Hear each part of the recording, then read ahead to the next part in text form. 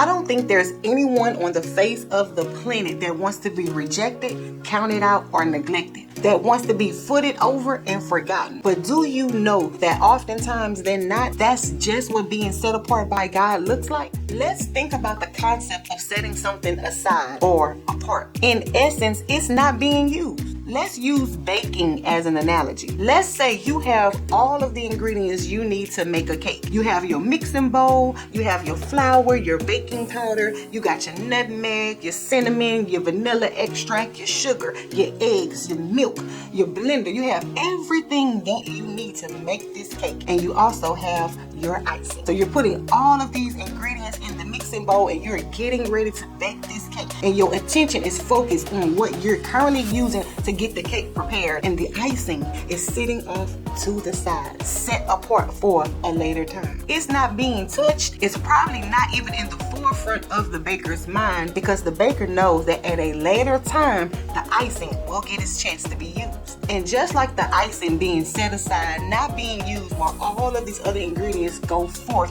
you may feel like that's you in this current season of your life. It may seem like God is using this person and that person. This person's business just took off. This person just got married. This person is finding favor and elevation and promotion in every area of their life. And then there is you. But what about you? It may seem like when you try to raise up, you get knocked back down. It may feel like that when you try to start a project or when you try to go walk in your assignment, you come under attack. You're not getting called, recommended, or invited to sit at tables and in circles. And this may have you feeling forgotten. But I'm here today to remind you that you are not forgotten. In fact, you're being preserved. And just like the cake, all the necessary tools and ingredients are being used, and then there's the icing just being set aside. It may seem like in the moment there's no use for the icing yet, until the cake comes out of the oven, until the cake cools down. Don't you know that God saves his best for last? The Bible says the last shall be first and the first shall be last. Know that you're his sweet